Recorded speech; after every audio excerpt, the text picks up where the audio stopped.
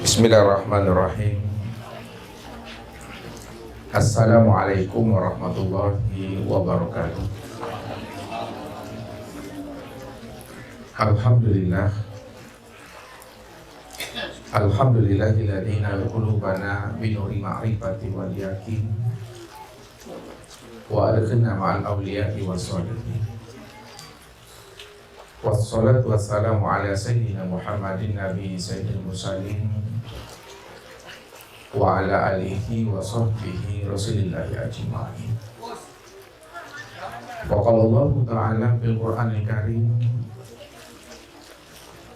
a'udzu billahi minas syaitonir rajim, bismillahirrahmanirrahim. Sanurihim ayatina fil afaq wa fi anfusihim hatta yatabayyana lahum annahul haqq. Wa bil ardi ayatun lil mukminin wa fi anfusikum afala tubsirun. Sadaqallahu.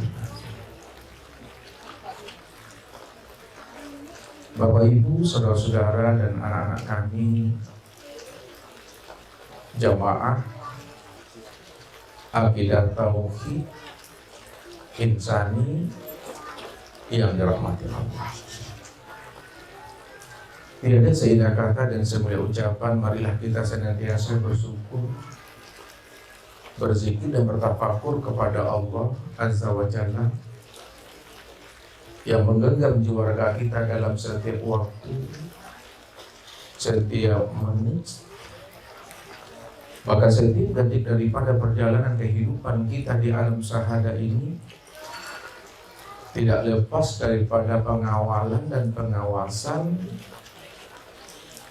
Allah Azza wa Jalla. Wa rabbuka bikulli shay'in hafiz. Bahwa sesungguhnya Allah itu adalah zat yang senantiasa maha mengawal dan maha mengawas. Tentunya kehadiran Allah itu innani ma'akuma asma' wa arab. Aku senantiasa hadir menyertai akan diri. Karena aku senantiasa hadir menyertai akan dirimu, kata Allah. Maka kehadiran aku asma wa arab. Kehadiran aku senantiasa mendengar apa yang terbetik dan terlintas di dalam hatimu dan apa yang menjadi rahasia dirimu.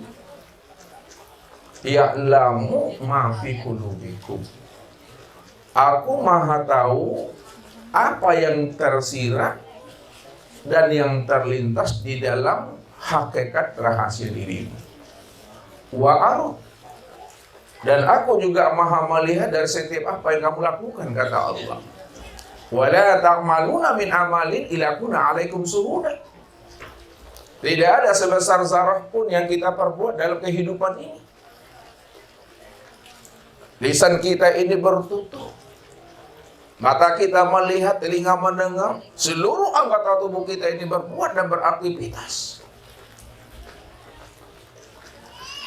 Mulai sejak terlahirnya kita di alam dunia melalui rahim ibu kita sampai habisnya usia umur kita.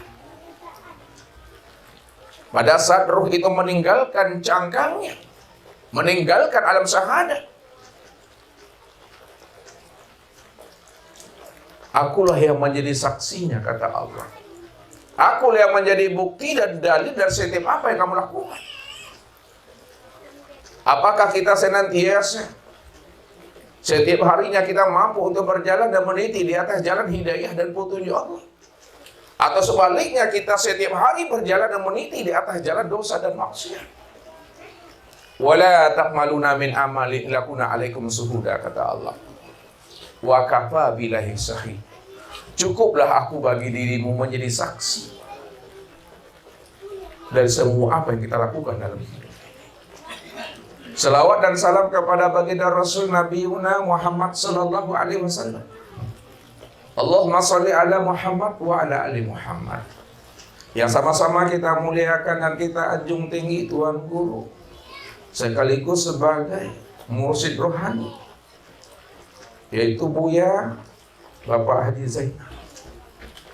Mudah-mudahan beliau mampu menghantarkan rohani kita untuk berliqah, untuk bertemu, bersua dan bertatap wajah kepada Allah sebelum habisnya usia umur kita meninggalkan cangkangan ini. Serta bapak-bapak dan ibu-ibu dan anak-anak kami, jamaah dan masyarakat Teluk Panjang, Morobungu, para muhibbin rahimakumullah. Ketika hati dan jiwa seorang hamba itu telah dilimpahkan Allah dengan cahaya nur ilahi yang sudah tertanam dan tertancap di dalam qalbunya,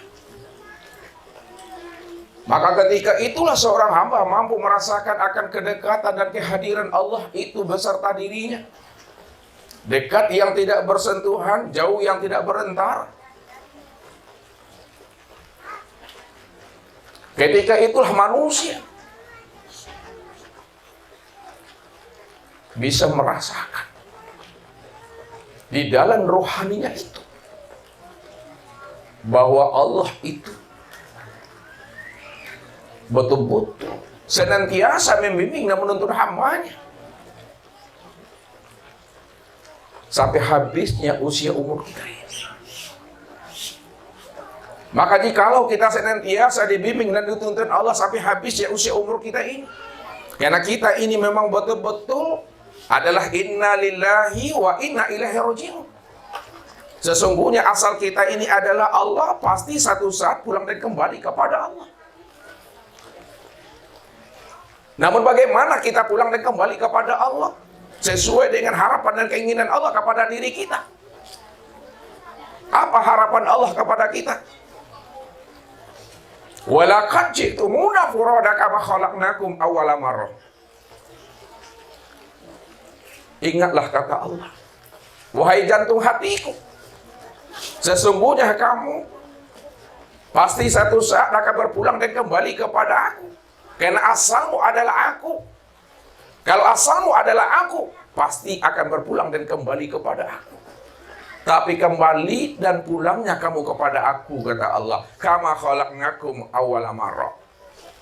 Hendaklah kamu pulang kembali kepada aku masing-masing, sendiri-sendiri. Pada saat kamu pulang dan kembali kepada aku masing-masing dan sendiri-sendiri, kembalikanlah dirimu sebagaimana awal mula pertama kali aku menciptakan akan dirimu. Awal mula pertama kali kita diciptakan dan dijadikan Allah adalah fitrah, adalah bersih, adalah suci. Maka pada saat kita pulang dan kembali kepada Allah, juga berada dalam keadaan fitrah, suci dan bersih. Pulang yang bagaimana kepada Allah itu dalam keadaan fitrah dan suci. Kayaumin waladathu umuhu. Seperti anak yang baru saja terlahir daripada rahim ibunya, yang kembali kepada Allah Bapak Ibu. Seperti anak yang terlahir daripada rahim ibunya. Itu bukanlah tubuh jasmani, bukanlah tubuh zahir, bukan tubuh kasar yang dimakan oleh usia dan masa. 45 tahun, 63 tahun, 70 tahun, 80 tahun. Bukan ini yang kembali kepada Allah seperti anak yang baru saja terlahir daripada rahim ibunya. Kalaulah tubuh yang zahir dan yang kasar ini Bapak Ibu, yang dimakan usia 75 tahun, 80 tahun, kembali kepada Allah seperti anak yang baru saja terlahir daripada rahim ibunya, maka Ibu, Bapak Ibu, masyarakat yang ada di siku, sibuk wartawan meninjau di siku. Kenapa? Ada warga Teluk Panjang meninggal umur 80 tahun, balik seperti bayinya. Itu sih si berita tuh Bapak Ibu. Leka mungkin rasanya Bapak Ibu umur 80 tahun, 90 tahun meninggal balik menjadi anak-anaknya balik. Bukan itu yang dimaksudkan Allah. yang kembali kepada Allah, yang pulang kepada Allah. Kayaumin waladathu ummuhu, seperti anak yang baru saja terlahir daripada rahim ibunya. Bukan tubuh jasmani, bukan tubuh yang kasar, bukan tubuh ayat khorjiyah, tapi yang kembali kepada Allah dalam keadaan fitrah dan suci, seperti anak yang terlahir dari rahim ibunya. Itu tiada lain adalah ruhani.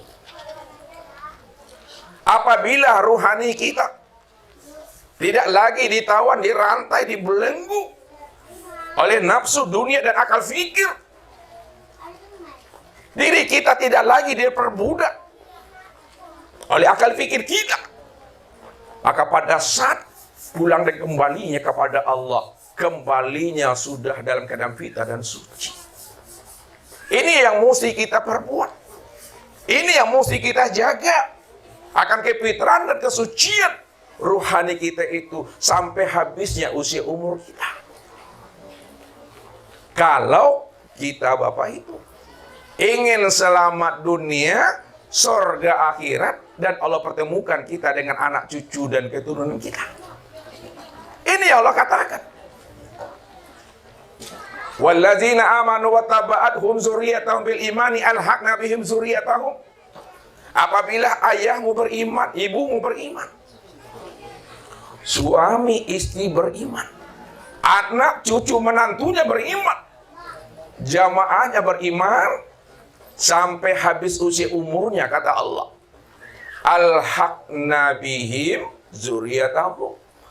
Maka aku sebagai Allah, aku sebagai Rabb, aku sebagai pemegang rahasia dirimu, kata Allah, akulah yang akan mempertemukan dirimu dengan anak dan keturunan kamu di dalam surga menjadi satu keluarga yang utuh pulang dan kembalinya. Andai kata Bapak Ibu, kita dengan anak dan keturunan kita tidak serumah di surga, tapi lecek perumahan juonya, le satu komplek juonya di surga, sangat beruntungnya Bapak Ibu. Wallahu yahtasu bi rahmatihi may yasha. Allah memberikan keistimewaan, Allah memberikan kekhususan kepada orang-orang yang Dia pilih, keluarga yang dikehendaki oleh Allah. Famay yahdillahu fahuwal muhtadi wa may yudlil falan tajid lahu waliyan mursida. Maka siapa yang aku beri hidayah dan petunjuk kepada keturunannya, fahuwal muhtadi, maka beruntunglah keluarga itu, beruntunglah keturunan yang itu. Karena aku yang akan membimbing dan menuntun mereka. Aku yang mempertemukan diri mereka dengan keluarga mereka. Andai kata pun tidak satu rumah, tapi satu komplek perumahan surga, kata Allah. Itu mudah bagi Allah. Tapi syaratnya apa yang Allah minta? Apa yang Allah minta kepada diri kita, kepada anak-anak dan keturunanku? Tidak lain hanyalah satu saja Bapak Ibu. Wattaqullah. Benar-benarlah kamu menjadi orang yang patuh, menjadi orang panurui Bapak Ibu. Kalau awaklah betul-betul menjadi orang yang patuh, orang panurui di mata Allah, insya Allah baslun cuasanya di dunia aku mah Bapak Ibu. Tak pernah Bapak Ibu menyalah-nyalahkan Allah. Tak pernah kita menyalah-nyalahkan nasib takdir kita. Tak pernah kita berburuk sangka sujud kepada Allah. Maka aku yang akan menjamin dirimu dan keluargamu itu untuk berjumpa dan bersuah, kata Allah. Maka di dunia ini Bapak Ibu, di alam syahadah inilah kita benar-benar kita mesti mampu mengenali akan Allah itu dengan pengenalan yang sebenar-benarnya. Mengenal Allah Bapak Ibu bukan hanya sebatas mengenal namanya saja, tapi tidak mengenal diri yang punya nama, tapi mengenal Allah. Di samping kita mengenal namanya, tapi kita juga mengenal diri yang punya nama. Sebab apa Bapak Ibu? Al-ismu wal musamma wahid. Nama dengan diri yang punya nama itu esa. Nama Nama dengan diri yang punya nama itu satu. Dua yang tiada berpisah. Dua yang tiada bercerai. Dua nama tapi satu diri. Tidak pernah berpisah, Bapak Ibu. Itu yang mesti kita pahami. Makanya setiap nama ada orangnya. Setiap nama ada wujudnya. Contohnya apa, Ustaz? Setiap nama ada wujudnya. Wah, namanya Bapak Ibu Amik. Kalau iko memang mik, kan jali orangnya. Disabui mik, jali wujudnya.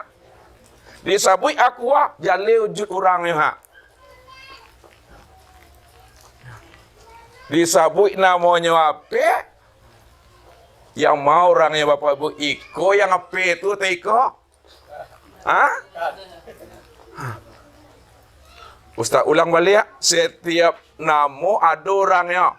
Coba Bapak sabut namanya apa? Apa iko, yang apa itu iko? Enggak. Kenapa Bapak Ibu bilang tidak? Karena Bapak Ibu paham yang disebut apa itu bukan iko orangnya, Pak. Bukan iko orangnya. Tapi apakah HP menurut Bapak Ibu itu yang iko orangnya atau iko? Yang kanan. Yang kanan. Inilah maksudnya. Setiap nama yang kita sebut, kita mesti paham orangnya. Begitu mestinya kita mengenal Allah betul-betul nyata, jelas dan terang. Disebut Allah mau orangnya. Disebut Allah mau wujudnya. Mau orangnya Bapak Ibu. Ini yang mesti kita paham. Makanya mengenal Allah tidak cukup hanya sebatas mengenal nama. Karena Allah itu Bapak Ibu bukanlah berbentuk huruf. Allah itu bukanlah berbentuk tulisan. Alif, lam, lam, ha. Apa kata Allah? Wa minan nasi ma ya'budullaha ala harfin. Ada sebagian daripada hambaku. Dia mengaku dia kenal dengan aku. Dia mengaku dia menyembah akan diriku, kata Allah. Tapi sayang, kata Allah, yang disembahnya itu bukan aku. Yang disembahnya itu adalah asma Allah. Huruf Allah, tulisan Allah, kata-kata Allah. Apakah kata-kata Allah, lapas Allah, huruf Allah itu yang Allah? Siapa yang mengatakan lapas Allah, asma Allah, itu yang Allah. Lalu kita tanamkan ke dalam akal pikir kita. Kita tancapkan ke dalam hati kita. Kita bayangkan asma Allah itu sebagai Rabb dan Tuhan kita. Disitulah kita telah terang-terang dan nyata-nyata menjadikan asma Allah dan huruf Allah menjadi berhala di dalam hati dan pikiran kita. Ini Allah maksud. Ma ta'buduna min dunihi illa asma'a samaitumuha antum wa aba'ukum. Kamu tidak menyembah selain daripada Allah, melainkan yang kamu sembah itu hanya sebatas nama. Apa sebabnya, kata Allah? Wa ma qadarallahu haqqa qadrihi. Karena kamu belum mengenal aku dengan pengenalan yang sesungguhnya, kata Allah.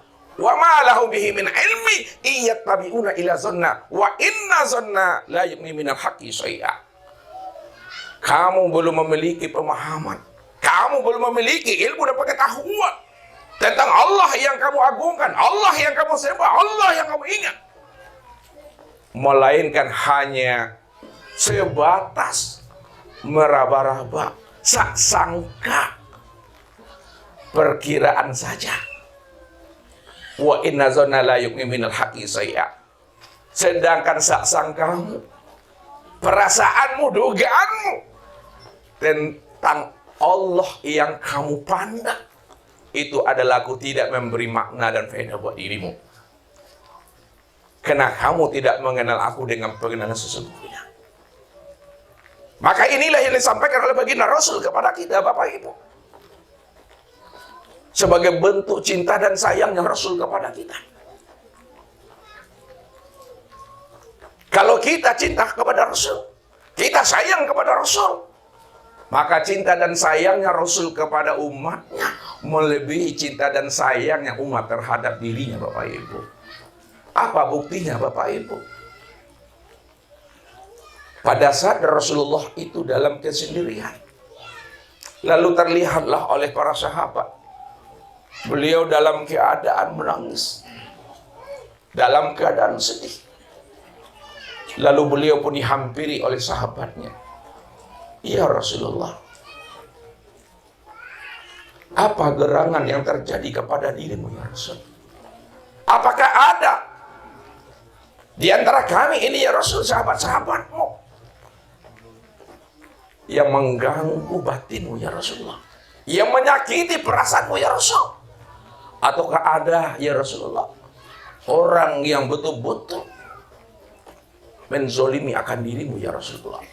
Apa jawaban Rasulullah? Tidak ada seorang pun di antara kalian yang menyakiti perasaanku, yang menyinggung batinku, dan tidak ada pula orang yang menzolimi akan diriku.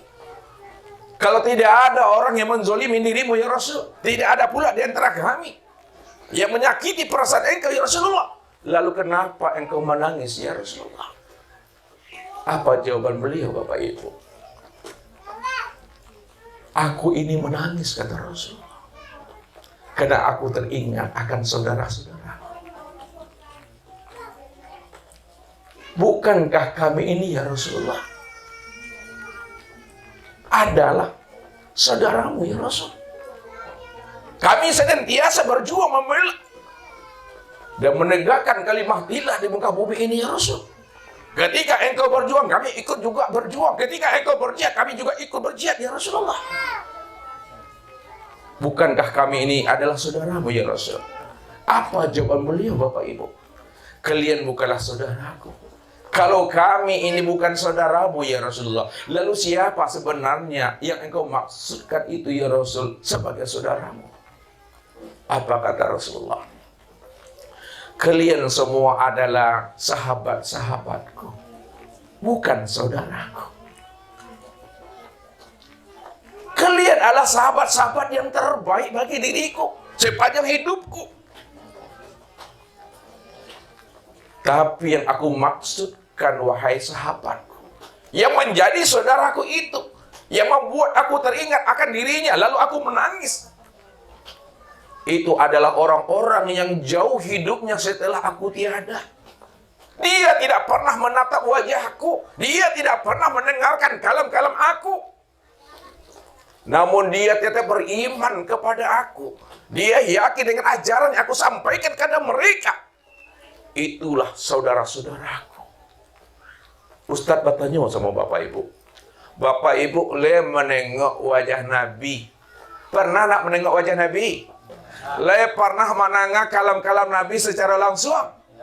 Tapi le Bapak Ibu yakin dan beriman kepada Nabi? Le percaya dengan apa yang disampaikan Nabi? Rupanya Bapak Ibu inilah sebenarnya yang dirindui oleh baginda Rasul Nabi Muhammad SAW. Bapak Ibu tidak pernah melihat wajah Rasul. Bapak Ibu tidak pernah secara langsung mendengarkan kalam-kalam Rasul. Tapi Bapak Ibu yakin apa yang disampaikan Rasul. Bapak Ibu beriman bahwa beliau adalah utusan Allah. Rupanya yang ditangisi oleh Rasul, yang membuat Nabi itu rindu dan cinta, itulah kepada bapak-bapak dan ibu-ibu ini semua. Makanya cintanya Rasul, sayangnya Rasul kepada umatnya melebihi cinta dan sayangnya umat kepada Nabi-Nya. Maka sebagai bentuk sayangnya Nabi kepada kita, apa kata Rasul? Man abdal asma dunnal makna fahuwal kafir. Barang siapa yang menyembah nama, tapi dia tidak mengenal diri yang punya nama, itu adalah sesuatu kekafiran. Kafir itu maknanya tertutupnya mata hatinya untuk mengenal yang hak. Dia tidak mengenal yang dia sembah. Dia tidak mengenal wujud yang dia ingat. Itulah sesuatu kekafiran. Maka bagaimana ibadah kita akan diterima Allah? Kalau kita tidak mengenal yang kita sembah, tidak mengenal yang kita ingat. Apakah memang Allah yang kita sembah selama ini? Atau yang kita sembah itu adalah tulisan Allah? Apakah Allah yang kita pikirkan selama ini? Atau kita menghayalkan dan mengimajinasikan Allah dalam pikiran hati kita? Allah tak bisa dihayal-hayalkan Bapak Ibu. Allah itu tidak bisa diimajinasikan. Kalau kita menghayalkan Allah, mengimajinasikan Allah, yang kita khayalkan itu bukan aku, kata Allah, itu pikiranmu.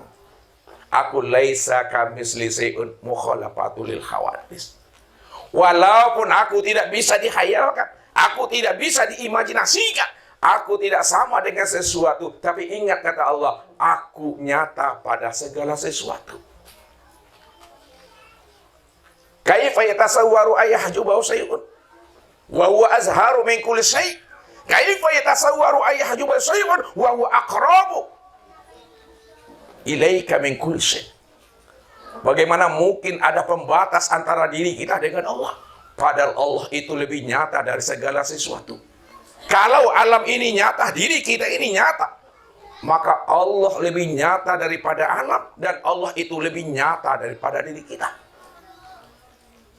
Bagaimana mungkin antara kita dengan Allah ada hijab dan pembatasnya? Padahal Allah itu lebih dekat dengan diri kita daripada segala yang wujud. Walaupun Allah itu batin, Dia menyatakan dirinya adalah batin, tapi batinnya Allah itu jangan dibilang tidak ada. Dia ada. Namun Dia nyata pada segala sesuatu. Maka yang bisa mengenal aku, yang bisa memandang akan kewujudan kezahiran aku adalah orang yang mengenal siapa aku. Tapi siapa yang tidak mampu mengenal akan aku, pasti dia beranggapan aku ini selalu gaib dalam pandangan hati pikirannya. Padahal aku telah nyata pada segala sesuatu. Itu yang dimaksudkan. Memang Allah itu tidak sama dengan sesuatu. Allah tidak serupa dengan sesuatu. Allah tidak berbentuk dan berupa. Tapi ingat, segala bentuk dan rupa, segala sesuatu itu adalah kenyataan dan kezahiran akan diriku. Siapa yang mampu memandang akan kewujudan kezahiran Allah itu? Tentu adalah orang-orang yang diberikan Allah limpah nur, hidayah dan petunjuk ke dalam hatinya. Makanya Allah katakan, Zahiran Rabbi fi batni abdi. Nyatanya aku itu dalam pandangan batin hambaku. Kalaulah ruhani kita ini telah hidup, ruhani kita ini telah dilimpahkan Allah cahaya dan petunjuk ke dalamnya, maka ketika itulah kita mampu menghapus wujud alam ini dalam pandangan hati kita. Lenyapkan wujud diri dalam pandangan hati. Kalau wujud diri telah hapus dalam pandangan batin, wujud alam telah hapus dalam pandangan rohani, maka ketika itulah Allah lah yang wujud semata-mata secara mutlak. Disitulah letaknya Allah itu qiyamu binafsihi. Allah itu wahdaniyah. Afala taqilun, afala tubsirun, afala tatafakkarun, kata Allah. Kenapa tidak kita pikirkan? Kenapa kita tidak pahami, kata Allah? Rupanya Bapak Ibu, kita selalu tertipu memandang bentuk dan rupa Bapak Ibu. Aku namanya takicu di Nantarang namanya. Le tahu namanya takicu di Nantarang? Tahu. Halai. Takicu di Nanggalo biasanya itu Bapak Ibu. Bako takicu di Nanggalo, galo dak tarang dok. Tapi takicu di Nantarang sakit bananya hatinya Bapak. Karam di tengah lautan biasa, tapi kalau karam di tepi lautan bedo bananya Bapak. Ini yang mesti dipahami. Maka kenalilah aku, kata Allah. Aku mudah dikenal. Yang payah Bapak Ibu bukan mengenal Allah. Yang sulit itu bukan mengenal diri Allah. Yang payah dan sulit itu mengenal diri Bapak Ibu. Wah. Kalau mengenal Allah itu mudahnya, karena kan Allah ingin dipuji. Ya. Allah ingin diagungkan, Allah ingin dinyatakan dirinya. Kalau Allah ingin dipuji, dinyatakan dan diagungkan dirinya, maka Allah pasti akan memperkenalkan dirinya kepada hambanya. Mudah Bapak Ibu. Mengenal Allah tidak butuh birokrasi yang rumit-rumit. Mengenal Allah itu tidak butuh administrasi yang berbelit-belit. Awak sih yang payah untuk mengenal dan memahami siapa diri kita ini Bapak Ibu. Makanya siapa yang kenal akan dirinya? Man arafa nafsahu faqad arafa rabbahu. Siapa yang kenal dengan dirinya, pasti dia kenal akan aku.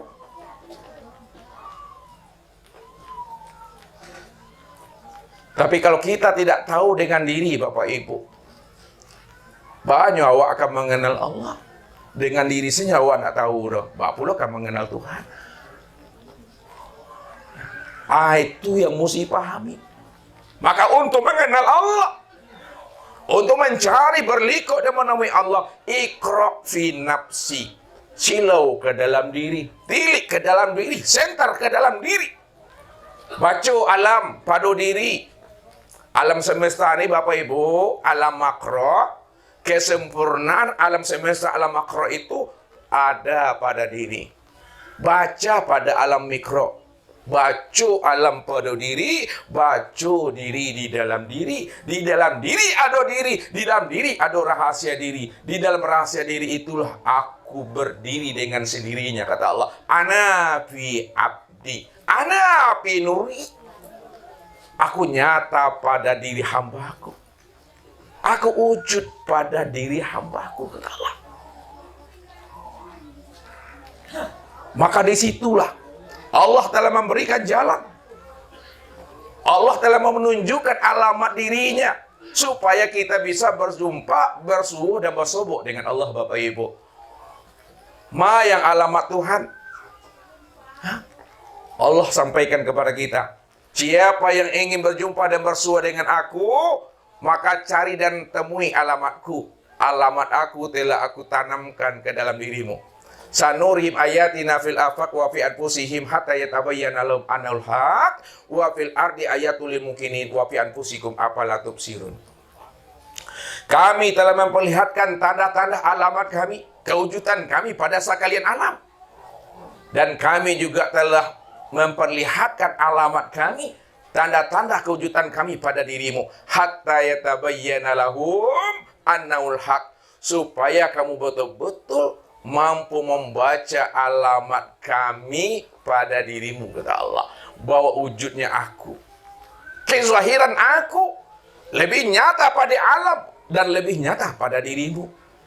Kalaulah kezahiran Allah, wujud Allah lebih nyata daripada alam, lebih nyata daripada diri kita Bapak Ibu, maka tidak ada sesuatu apapun yang mampu menghijab, mendindingi akan kezahiran diri Allah. Kalau Allah itu nyata, Allah itu zahir, lebih nyata dan lebih zahir daripada alam dan diri kita, maka tidak ada sesuatu apapun, kata Ustadz, alam dan diri yang mampu menghijab akan kewujudan diri Allah. Kalau ada yang terhijab, kata Allah, itu bukan karena aku, kata Allah, tapi tiada lain adalah hatimu sendiri. Ini Allah katakan. Wa man kana fi hazil a'ma fa huwa fil akhirati a'ma wa adalun sabila. Barang siapa yang buta di dunia, aku akan pastikan dirinya buta di akhirat. Wa adalun sabila. Maka tersesatlah akan dirinya. Buta yang bagaimana yang Allah katakan Bapak Ibu? Dalam surat Bani Israil ayat 72. Apakah buta mata yang ada di kepala atau buta mata hati yang ada di dalam dada? Diperjelas oleh Allah dalam surat Al-Hajj ayat 46. Fa innaha la ta'mal absar walakin ta'mal qulub allati fis sudur. Sesungguhnya yang aku katakan buta itu, kata Allah, bukanlah buta matamu yang ada di kepalamu, tapi buta mata hatimu yang ada di dalam dada. Buta mata hati maksudnya Bapak Ibu, Siapa yang tidak mengenal aku di waktu hidup, di waktu matinya pun dia tidak akan pernah mengenal aku. Siapa yang tidak mengenal aku di dunia, maka di akhirat dia juga tidak akan pernah mengenal aku. Siapa yang tidak mengenal aku pada dirinya, pasti dia tidak akan pernah mengenal aku di luar daripada dirinya, kata Allah. Wa adolun sabila. Orang yang tidak mengenal aku itulah yang aku katakan orang yang buta. Dan orang yang buta itulah sebenarnya adalah orang yang tersesat. Orang yang tersesat itu tempatnya di neraka, Bapak Ibu. Maka bagaimana supaya Allah tidak mencap diri kita ini sebagai orang yang buta dan tersesat dan tempat kita di neraka? Maka wajib kita ini bermakrifat kepada Allah. Wajib kita ini mengenal Allah, Bapak Ibu. Siapa yang tidak mengenal Allah, maka Allah tidak mengatakan kita ini sebagai hambanya. Awasnya Bapak Ibu yang ngaku-ngaku menjadi hamba Allah. Kalau ngaku-ngaku tuh baru merasu, baru Bapak Ibu. Ya, kalau awak mengatakan awak hamba Allah, itu baru pengakuan kita, Bapak Ibu. Tapi kalau Allah yang mengatakan kita ini adalah hambanya, 1000% itu adalah hamba Allah. Tapi kalau kita mengaku hamba Allah, Allah saya nak kenal dengan awak. So dekat padahal Allah tak kenal dengan kita. Kita saya mengaku-ngaku ya. Kok beramal mau dituju ya tuh. Merasu awak lah berbuat amal. Melakukan yang terbaik. Tapi kata Allah kamu dah tertipu dengan diri dan amalmu sendiri. Ini yang Allah bilang tuh. Wahum yaksabuna annahum yuhsinuna sun'a. Mereka mengira dan menyangka telah melakukan amal yang terbaik di dunia. Padahal mereka tidak sadar. Diri mereka telah tertipu dengan amal mereka sendiri, kata Allah. Di akhirat nanti orang-orang yang seperti itu, kata Rasul. Di akhirat, dia seperti mengangkat dan memikul peti yang besar, Bapak Ibu. Dia mengira dalam peti yang besar itu, terhimpun semuanya, pahala salat, pahala zakat, haji, semuanya. Tapi ketika di hadapan Allah buka peti amalmu, kata Allah. Setelah dibuka Bapak Ibu, rupanya di dalam peti tadi itu, abu sesadunya Bapak Ibu. Aku yang tak kicu di nantarang tua. Apa sebabnya? Karena kita tidak mengenal Allah itu. Maka untuk mencari dan menemui Allah, cari dan temui Allah itu di waktu hidup. Jangan di waktu mati, Bapak Ibu. Sebelum ajal habis, sebelum usia umur itu selesai. Mudah Bapak Ibu. Ini Ustaz antarkan pahamnya nanti Bapak Ibu. Satu ilustrasi. Ustaz membawa Bapak Ibu ini kepada contoh supaya Bapak Ibu mudah memahaminya. Bahwa mengenal dan menemui Allah itu tak payah. Ada seekor ikan Bapak Ibu di dalam sebuah sungai. Ikan ini berenang-berenang dalam sungai itu Bapak Ibu. Udah 7 hari 7 malam. Itu bahasa Ustaz. Tanpa disadarinya oleh ikan, rupanya ikan tadi diperhatikan oleh sahabatnya tunggul kayu yang ada di dalam air itu. Apa kata tunggul kayu? Sahabatku ini ikan kayaknya ada yang akan dicari, tapi apa ya? Maka ketika itulah tunggul kayu itu bertanya kepada ikan, wahai saudaraku ikan, kamu sudah 7 hari 7 malam aku perhatikan engkau hilir mudik. Ingin mencari air, pindah bersobok dong. Kece ikan tadi, wahai saudaraku tunggul kayu. Memang betul apa yang kau sampaikan kepada aku. Aku selama ini ingin mencari dan menemui air. Tapi air yang ku cari dan aku temui tidak pernah bersobok dengan aku. Tak pernah aku menjumpai air itu. Lalu apa kata tunggul kayu? Karena tunggul kayu itu sadar dan mengerti yang air itu yang mana, dia senyum. Karena dia tahu. Setelah itu tunggul kayu tadi itu ngomong dengan sahabatnya, wahai saudaraku ikan, kalau engkau ingin mencari air, mau tidak kamu dengarkan nasihat aku? Mau. Nah, kalau engkau mau, dengarkan baik-baik. Kalau engkau betul-betul sungguh-sungguh ingin mencari dan menemukan air, mulai saat ini, mulai detik ini, kamu jangan pergi keliling-keliling. Jangan kamu mutar-mutar lagi, ya. Cukup kamu ikro ke dalam diri. Hendaklah kamu bertafakur ke dalam diri. Berwukuf kamu ke dalam diri. Ya. Bertawaf kamu ke dalam diri. Siapa yang berukuf ke dalam diri, bertawaf ke dalam diri, ikut ke dalam diri, pasti engkau akan menemui air yang kamu cari selama ini. Lakukanlah wahai saudaraku. Terima kasih wahai sahabatku Tunggul Kayu. Mulai saat dan detik ini, saya tidak akan pergi kemana-mana. Saya akan patuhi akan nasihatmu.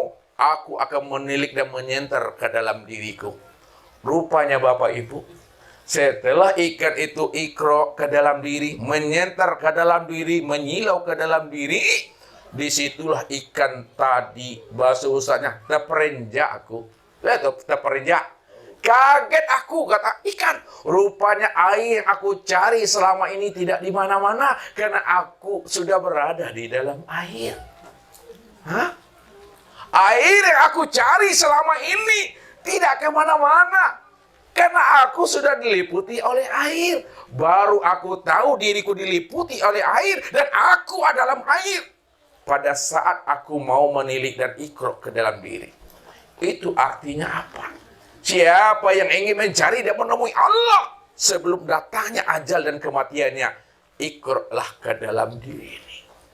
Ini yang diajarkan oleh Nabi kepada kita. Arafun nas man arafu li nafsi. Manusia yang arif, manusia yang ma'rifat adalah manusia yang mau mengenal akan rahasia dirinya. Man ana, siapa aku. Maka tatkala kita telah mengenal akan rahasia diri kita ini, insya Allah Bapak Ibu, pasti nyawa akan bersebut dengan Tuhan. Hah? Contohnya yang mudah Bapak Ibu, ke Ustaz buat contoh kok, iku muka lima gak panjang sete. Nah, Bapak Ibu nak perlu baraja pade no, pade itu, pedas. Lado, le tahu lado, cabe. Bapak Ibu tak perlu payah-payah ingin belajar pedas dan ingin mencari pedas. Makan sela, makan sela cabai itu. Ya, makan sela lado itu. Ketika Bapak Ibu sudah memakan cabai, memakan lado, pasti akan bersobuk dengan padi itu. Makan cabai itu pasti akan berjumpa dengan pedasnya. Makanlah garam tuh, pasti Bapak Ibu akan berjumpa namanya dengan asid. Makanlah jeruk tuh, pasti Bapak Ibu berjumpa namanya dengan asap. Apa maksudnya? Kenalilah diri Bapak Ibu. Siapa yang mau mengenal akan dirinya, pasti dia akan berjumpa dengan sendirinya, dengan Tuhannya. Wah. Tidak susah mencari bilah ada di rumpun bambu. Tidak susah mencari dan mengenal Allah. Allah ada pada batang tubuh. Ini yang Ustadz maksud. Baca alam pada diri. Baca diri di dalam diri. Di dalam diri ada diri. Di dalam diri ada rahasia diri. Di dalam rahasia diri itulah aku berdiri dengan sendirinya, kata Allah. Maka malam ini Bapak Ibu, kita akan mencoba untuk menilik akan diri kita ini, supaya kita bisa berlikuk dan berjumpa dengan Allah. Ketika itulah kita bisa mengingat akan Allah itu. Untuk lebih mudahnya Bapak Ibu, kita gunakan papan tulis, ya, supaya kita bisa memahaminya.